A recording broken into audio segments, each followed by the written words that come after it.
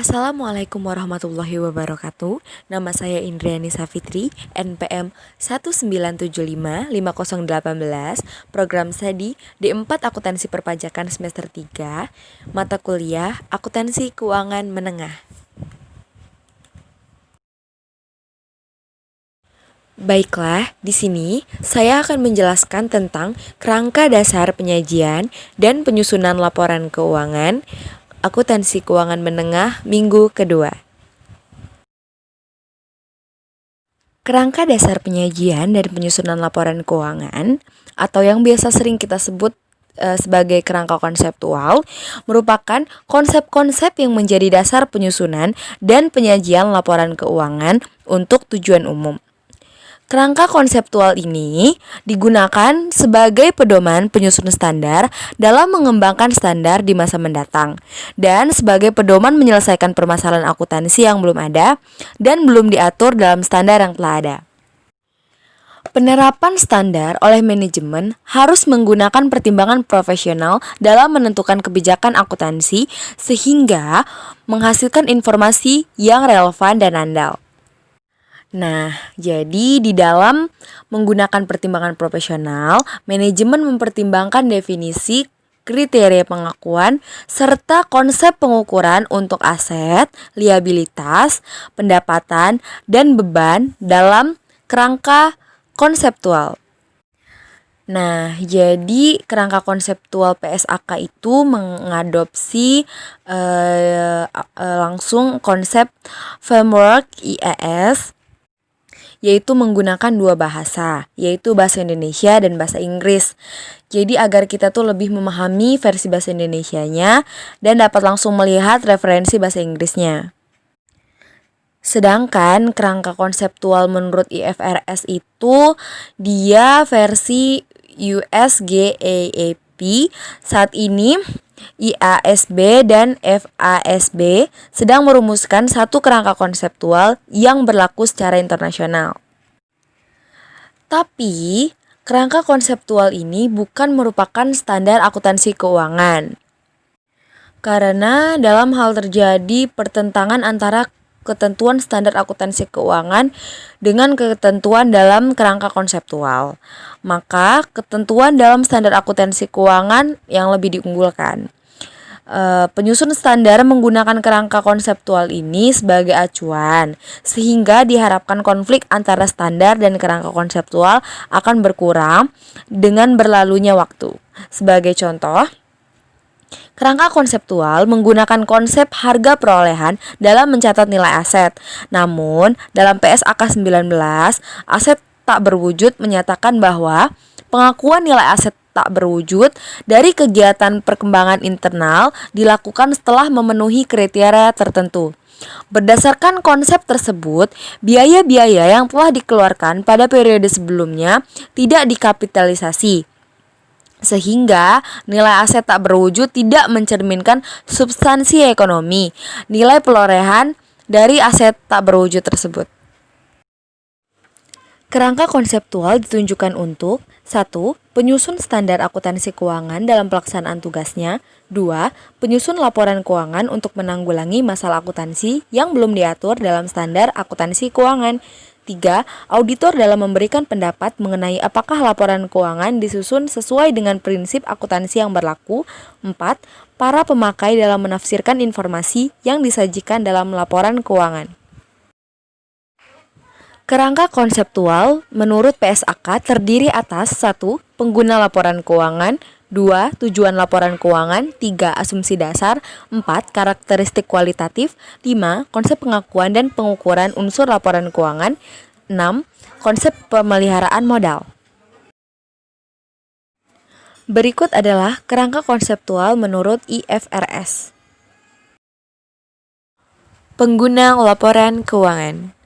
Pengguna laporan keuangan meliputi investor, calon investor, pemberi pinjaman, karyawan, pemasok, kreditur lainnya, pelanggan, pemerintah, lembaga, dan masyarakat. Pengguna tersebut menggunakan laporan keuangan untuk memenuhi kebutuhan informasi yang berbeda.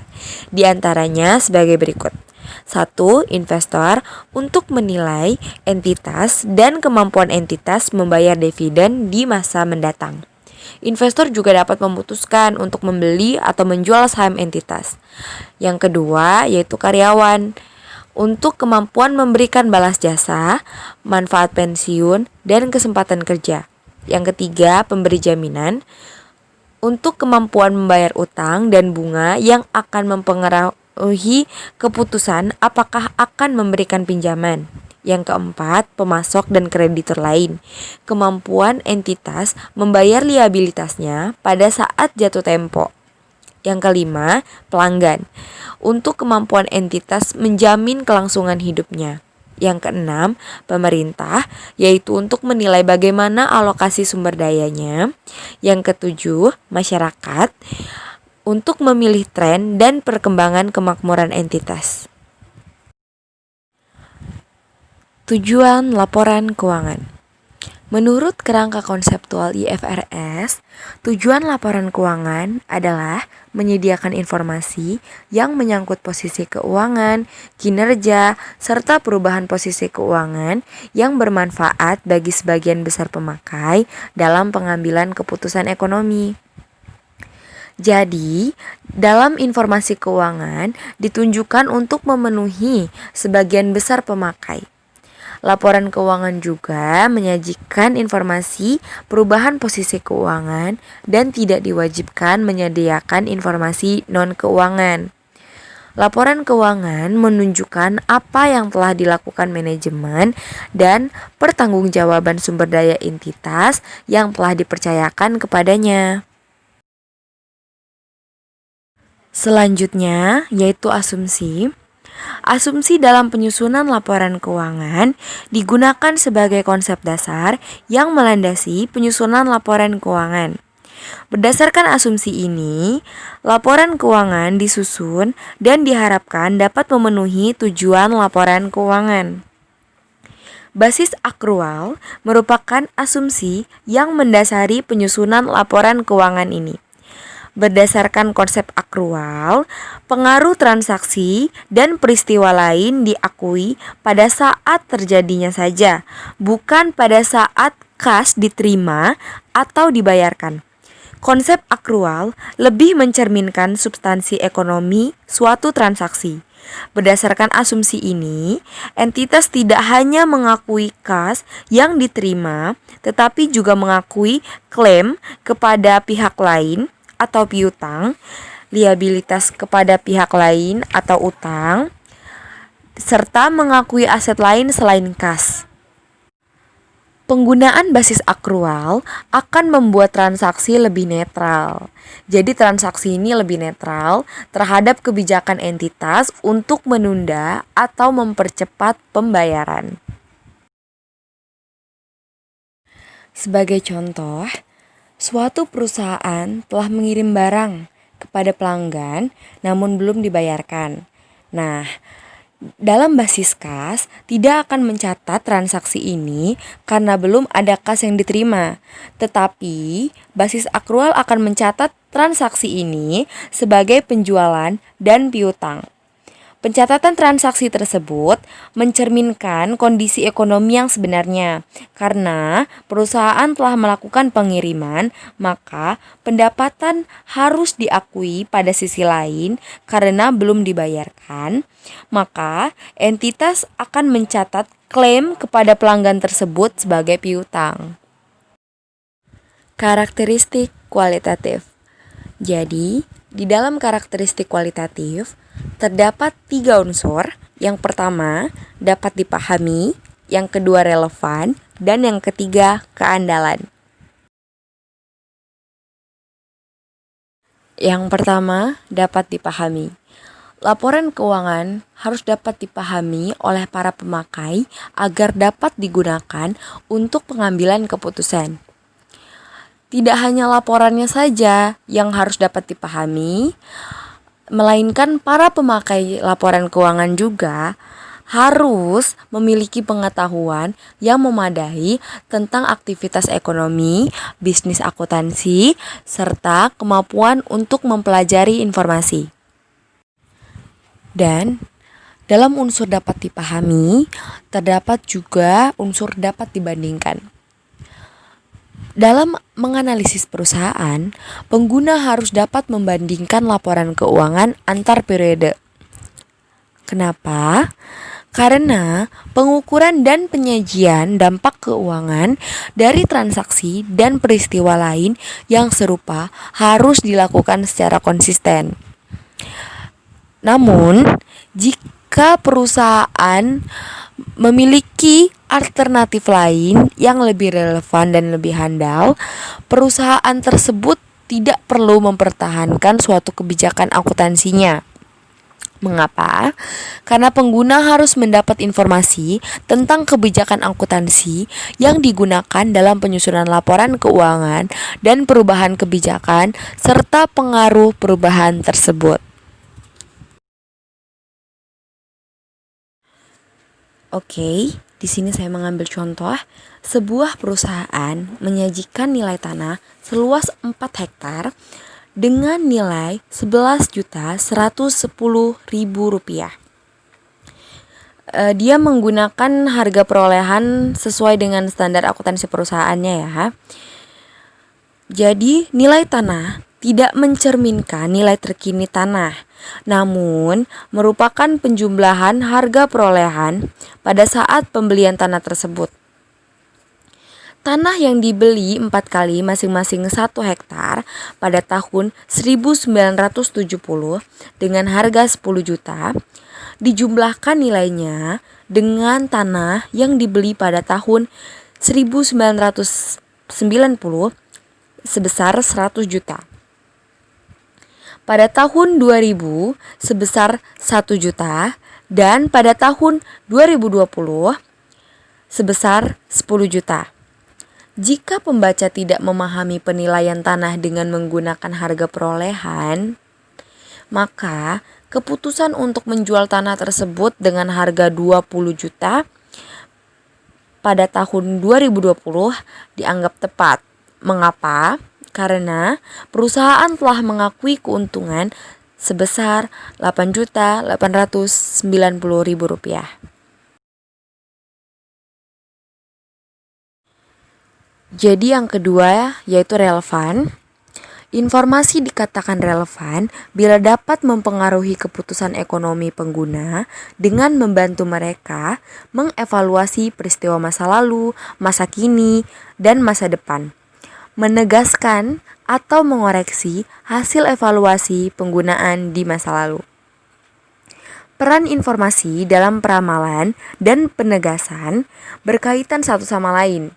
Jadi contohnya informasi struktur dan besarnya aset yang dimiliki bermanfaat bagi pemakai ketika dapat meramalkan kemampuan perusahaan dalam memanfaatkan peluang dan bereaksi terhadap situasi yang merugikan.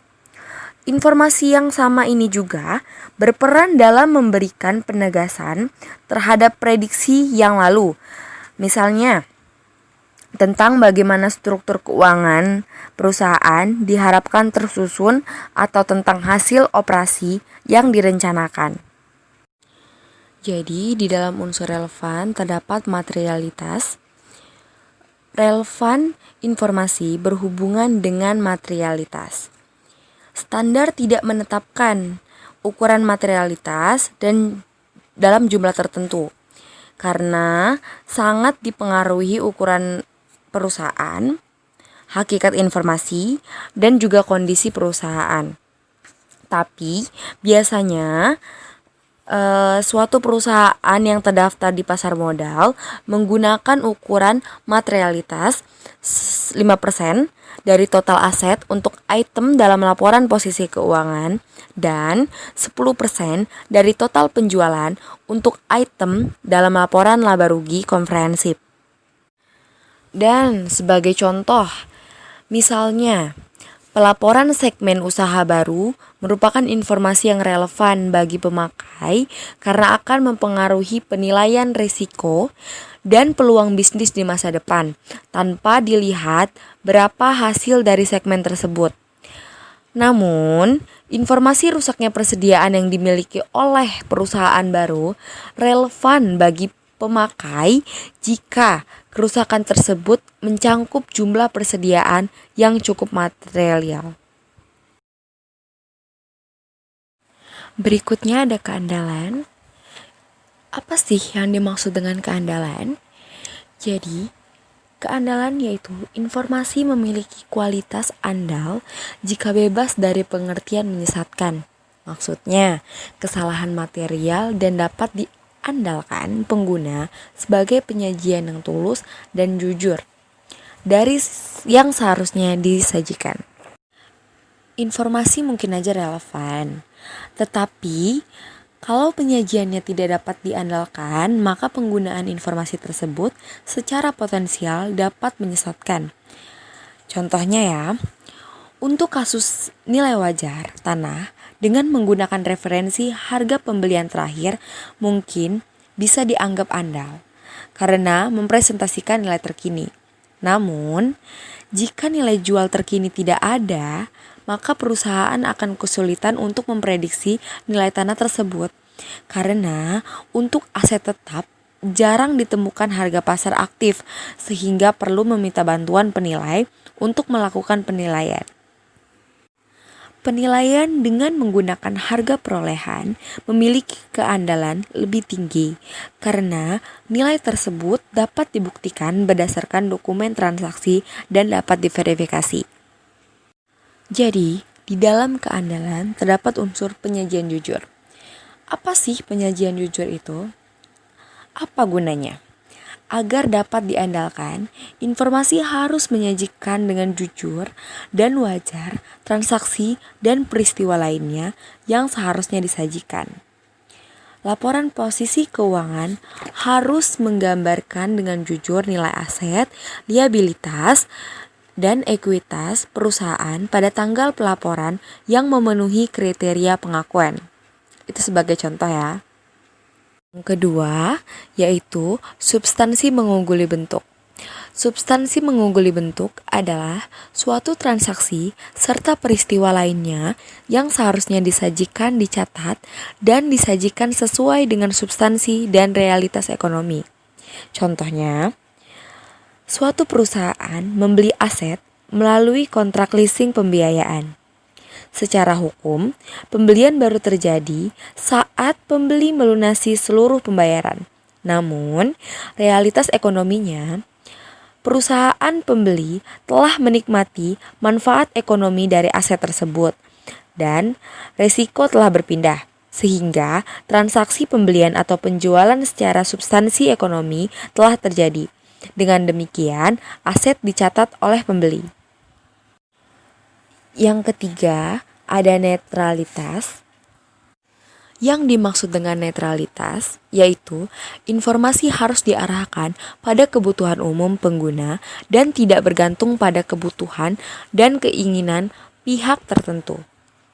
Maksudnya, informasi tidak boleh ditunjukkan menyajikan informasi yang menguntungkan beberapa pihak, yang di sisi lain akan merugikan pihak lain yang mempunyai kepentingan yang berlawanan.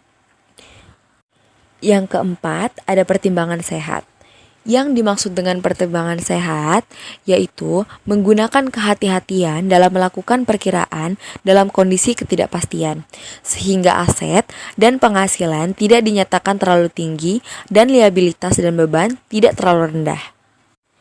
Namun, penggunaan pertimbangan aset tidak diperkenankan pembentukan cadangan tersembunyi, penyisihan berlebihan, dan menetapkan aset atau penghasilan yang lebih rendah atau pencatatan liabilitas atau beban yang lebih tinggi, sehingga laporan keuangan kita menjadi tidak netral, sehingga akan kehilangan keandalan.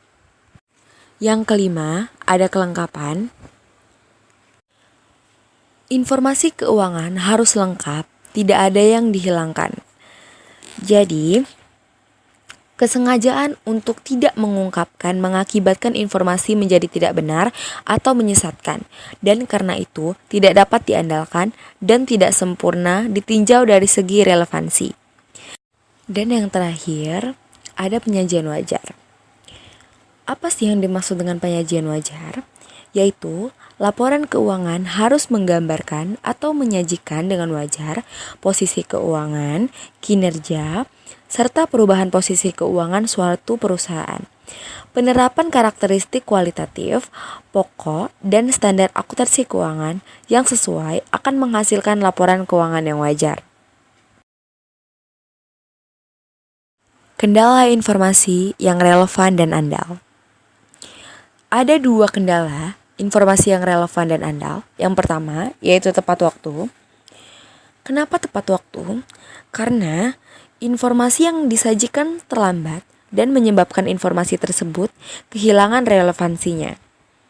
Jadi, manajemen harus menyeimbangkan manfaat informasi, tepat waktu, dan keandalan informasi. Karena untuk menyediakan informasi yang andal, seringkali perlu melaporkan seluruh transaksi. Hal ini memerlukan waktu yang lama, sehingga informasi dapat disajikan secara terlambat, sehingga mengurangi relevansi informasi tersebut. Dalam pencapaian keseimbangan antara relevansi dan keandalan, kebutuhan informasi bagi pengambil keputusan merupakan pertimbangan yang menentukan. Yang kedua, yaitu keseimbangan antara biaya dan manfaat. Sebenarnya, keseimbangan antara biaya dan manfaat lebih merupakan kendala terbesar. Karena manfaat yang dihasilkan informasi harus melebihi biaya penyusunannya. Evaluasi biaya dan manfaat merupakan proses pertimbangan yang substansial. Biaya tersebut juga tidak perlu harus dipikul oleh pemakai informasi yang menikmati manfaat. Manfaat mungkin juga dinikmati oleh pemakai lain, di samping mereka yang menjadi tujuan menggunakan informasi. Kita masuk ke dalam konsep pengakuan dan pengukuran unsur laporan keuangan. Saya akan menjelaskan tentang unsur laporan keuangan. Unsur laporan keuangan. Laporan keuangan menggambarkan dampak keuangan dari transaksi dan peristiwa lain yang terjadi dalam satu perusahaan. Unsur laporan keuangan diklasifikasikan dalam beberapa kelompok menurut karakteristik ekonominya. Unsur yang berkaitan dengan posisi keuangan adalah aset, liabilitas, dan ekuitas. Unsur yang berkaitan dengan pengukuran kinerja dalam laporan laba rugi komprehensif adalah penghasilan dan beban. Penyajian laporan posisi keuangan dan laporan laba rugi komprehensif memerlukan proses subklasifikasi lebih detail tergantung kebutuhan pengguna dalam pengambilan keputusan. Unsur dalam posisi keuangan yang pertama yaitu aset. Aset adalah sumber daya yang dikuasai oleh perusahaan sebagai akibat dari peristiwa masa lalu dan dari mana manfaat ekonomi di masa depan diharapkan akan diperoleh perusahaan. Manfaat ekonomi masa depan yang terwujud dalam aset dapat mengalir ke dalam entitas dengan berbagai cara, antara lain, yang pertama, digunakan baik sendiri maupun bersama aset lain dalam memproduksi barang dan jasa yang dijual oleh entitas. Yang kedua, dipertukarkan dengan aset lain. Yang ketiga, digunakan untuk menyelesaikan kewajiban atau dibagikan kepada para pemilik entitas. Yang kedua, ada liabilitas. Liabilitas merupakan utang entitas masa kini yang timbul dari peristiwa masa lalu, yang penyelesaiannya diharapkan mengakibatkan arus kas keluar dari sumber daya entitas yang mengandung manfaat ekonomi. Penyelesaian kewajiban masa kini mengharuskan entitas untuk mengorbankan sumber daya yang dimiliki untuk memenuhi tuntutan pihak lain. Penyelesaian liabilitas dapat dilakukan dengan cara 1. Pembayaran kas. 2. Penyerahan aset lain. 3. Pemberian jasa. 4. Penggantian liabilitas tersebut dengan liabilitas lain atau konversi liabilitas menjadi ekuitas. Liabilitas juga dapat dihapus dengan cara lain seperti kreditur membebaskan atau membatalkan haknya. Yang ketiga, ada ekuitas. Ekuitas adalah hak residual atas aset entitas setelah dikurangi semua liabilitasnya. Ekuitas dapat dibuat subklasifikasi di dalam laporan posisi keuangan.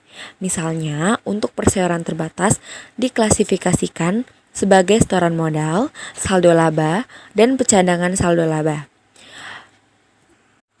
Cadangan merupakan bentuk penyisihan saldo laba sehingga tidak dapat dibagikan dalam bentuk dividen. Namun, bukan merupakan beban atau menggambarkan tersedianya dana untuk melakukan pembayaran. Berikutnya ada kinerja. Pengukuran kinerja dilakukan dengan 1.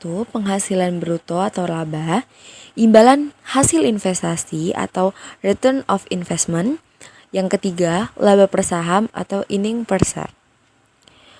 Unsur yang langsung berkaitan dengan laba bersih, yang pertama penghasilan. Penghasilan adalah kenaikan manfaat ekonomi selama suatu periode akuntansi dalam bentuk pemasukan atau penambahan aset atau penurunan liabilitas yang mengakibatkan kenaikan ekuitas yang tidak berasal dari kontribusi penanaman modal.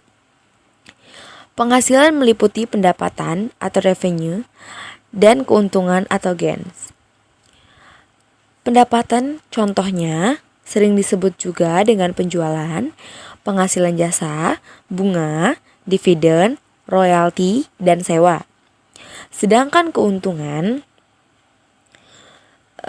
contohnya yaitu keuntungan penjualan aset tetap, keuntungan dari hasil investasi, dan keuntungan kenaikan nilai investasi jangka pendek. Keuntungan biasanya disajikan sebesar nilai neto setelah dikurangi dengan bebannya. Dan yang terakhir ada beban. Beban adalah penurunan manfaat ekonomi selama suatu periode akuntansi dalam bentuk arus keluar atau berkurangnya aset atau terjadinya liabilitas yang mengakibatkan penurunan ekuitas yang tidak menyangkut pembagian kepada penanaman modal. Beban juga mencangkup kerugian maupun beban yang timbul dari aktivitas operasional suatu entitas yang biasa. Beban dari aktivitas entitas, misalnya beban pokok penjualan, beban gaji, dan penyusutan. Beban tersebut biasanya berbentuk arus keluar atau berkurangnya aset, seperti kas dan setara kas, persediaan, dan aset tetap. Pengakuan unsur laporan keuangan. Pos yang memenuhi definisi suatu unsur laporan keuangan harus diakui jika 1. Ada kemungkinan bahwa manfaat ekonomi yang berkaitan dengan pos tersebut akan mengalir dari atau ke dalam entitas, dan 2. Pos tersebut mempunyai nilai atau biaya yang dapat diukur dengan andal. Aset diakui dalam laporan posisi keuangan jika besar kemungkinan bahwa manfaat ekonominya di masa depan diperoleh entitas dan aset tersebut mempunyai nilai atau biaya yang dapat diukur dengan andal. Jika pengeluaran tidak menghasilkan manfaat ekonomi di masa mendatang, maka pengeluaran tersebut tidak dapat diakui sebagai aset. Sebaliknya, menimbulkan pengakuan beban dalam laporan laba rugi komprehensif. Liabilitas diakui dalam laporan posisi keuangan jika besar kemungkinan bahwa pengeluaran sumber daya yang akan dilakukan untuk menyelesaikan kewajiban sekarang dan jumlahnya dapat diukur dengan andal. Pengakuan liabilitas biasanya mengakibatkan pengakuan beban atau aset yang terkait dengan liabilitas tersebut. Penghasilan diakui dalam laporan laba rugi komprehensif jika kenaikan manfaat ekonomi di masa depan yang berkaitan dengan peningkatan aset atau penurunan liabilitas telah terjadi di masa depan, yang berkaitan dengan peningkatan aset atau penurunan liabilitas telah terjadi dan dapat diukur dengan andal. Dalam praktiknya, penghasilan diakui jika telah diperoleh untuk membatasi pengakuan penghasilan pada pos-pos yang dapat diukur dengan andal dan memiliki derajat kepastian yang cukup.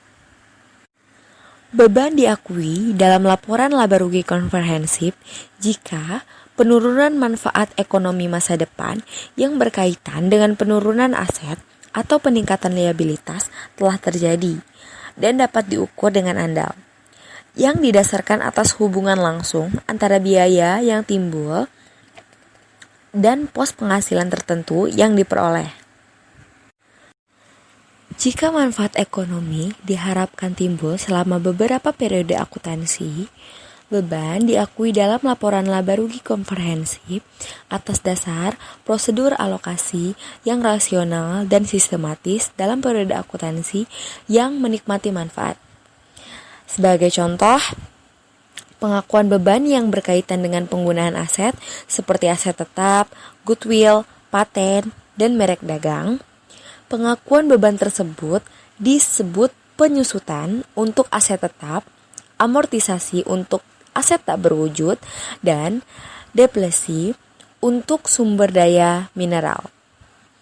Beban segera diakui dalam laporan laba rugi komprehensif jika pengeluaran tidak menghasilkan manfaat ekonomi masa depan atau jika manfaat ekonomi masa depan tidak memenuhi syarat untuk diakui dalam laporan posisi keuangan sebagai aset. Beban juga diakui dalam laporan laba rugi komprehensif pada saat timbul liabilitas tanpa adanya pengakuan aset, seperti apabila timbul liabilitas akibat garansi produk. Pengukuran unsur laporan keuangan. Pengukuran adalah proses penetapan jumlah uang untuk unsur laporan keuangan yang disajikan dalam laporan posisi keuangan dan laporan laba rugi komprehensif. Dasar pengukuran yang pertama ialah biaya historis. Apa sih biaya historis ini? Biaya historis atau historical cost ialah biaya perolehan pada tanggal transaksi. Maksudnya, aset dicatat sebesar pengeluaran kas yang dibayar atau nilai wajar dari imbalan yang diberikan. Sedangkan, kewajiban dicatat sebesar jumlah yang diterima sebagai penukaran dari kewajiban atau jumlah kas untuk memenuhi kewajiban. Yang kedua, biaya kini. Biaya kini atau current cost adalah biaya yang seharusnya diperoleh saat ini atau pada saat pengukuran, di mana aset dinilai dalam jumlah kas yang seharusnya dibayar bila aset yang sama atau setara diperoleh sekarang. Kewajiban dicatat sebesar jumlah kas yang tidak didiskontokan yang diperlukan untuk menyelesaikan kewajiban. Ketiga, nilai realisasi atau penyelesaian. Nilai realisasi atau penyelesaian adalah nilai yang dapat diperoleh dengan menjual aset dan pelepasan normal, di mana aset dinilai dalam jumlah kas yang dapat diperoleh sekarang dengan menjual aset dengan pelepasan normal. Kewajiban dicatat sebagai jumlah kas yang tidak didiskontokan yang diperlukan untuk menyelesaikan kewajiban. Keempat, yaitu nilai kini. Nilai kini atau present value adalah arus kas masuk neto di masa depan yang didiskontokan ke biaya kini dari pos yang diharapkan dapat memberikan hasil pelaksanaan usaha normal, di mana aset dinilai dalam jumlah arus kas masuk bersih di masa mendatang yang didiskontokan ke nilai sekarang. Kewajiban dicatat sebagai arus kas keluar bersih di masa depan yang didiskontokan ke nilai sekarang yang diperlukan untuk menyelesaikan kewajiban. Dasar pengukuran yang lazimnya digunakan entitas dalam penyusunan laporan keuangan adalah biaya historis yang biasanya digabungkan dengan pengukuran biaya lainnya. Misalnya, persediaan biasanya dinyatakan sebesar nilai terendah dari biaya perolehan atau nilai realisasi neto. Akuntansi dana pensiun menilai aset tertentu berdasarkan nilai wajar dan investasi jangka pendek dalam surat berharga dinilai dengan menggunakan nilai wajar. Oke, jadi ini adalah pembahasan kita yang terakhir, yaitu mengenai konsep pemeliharaan modal. Jadi, konsep modal keuangan yang dianut entitas dalam penyusunan laporan keuangan itu ada dua. Yang pertama, menurut konsep modal keuangan, dan yang kedua, menurut konsep modal fisik. Yang pertama, menurut konsep modal keuangan, modal adalah aset neto atau ekuitas entitas, yaitu uang atau daya beli yang diinvestasikan. Sedangkan menurut konsep modal fisik, modal dipandang sebagai kapasitas produktif suatu entitas yang didasari pada hasil output per hari atau kemampuan untuk berproduksi. Jadi, kapan sih konsep ini kita gunakan? Jadi, konsep modal keuangan itu kita anut jika pemakai berkepentingan dengan pemeliharaan modal nominal atau daya beli dari modal yang diinvestasikan. Nah, kalau kita berkepentingan dengan kemampuan usaha entitas, maka kita menggunakan modal fisik. Konsep yang dipilih ini dapat menunjukkan sasaran yang akan dicapai dalam penetapan laba. Nah, dari dua konsep pemeliharaan modal ini menciptakan dua konsep laba sebagai berikut. Yang pertama, pemeliharaan modal keuangan.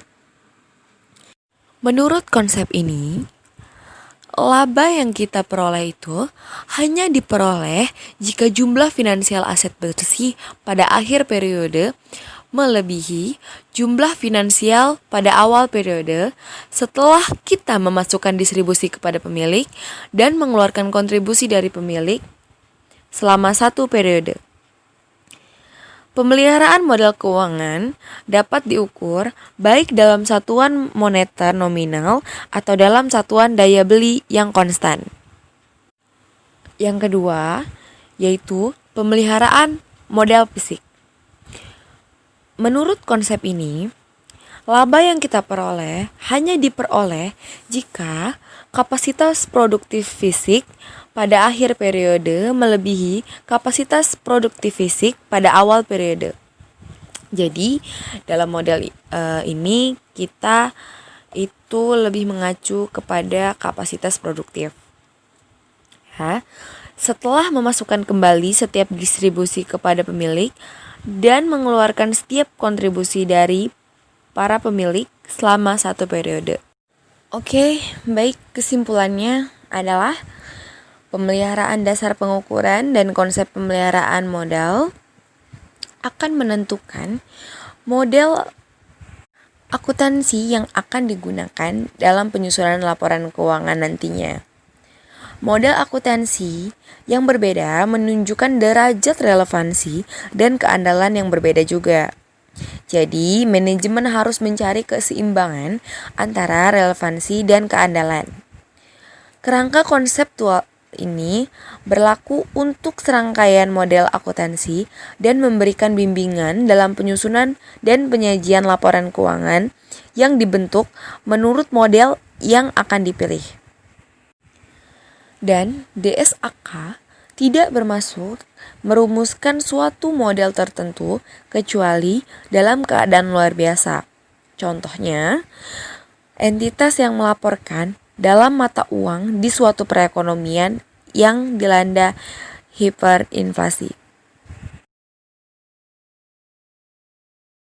Oke, baiklah, itu tadi penjelasan dari saya. Kalau ada kesalahan saya mohon maaf. Kurang lebihnya saya ucapkan terima kasih. Baik, wassalamualaikum warahmatullahi wabarakatuh.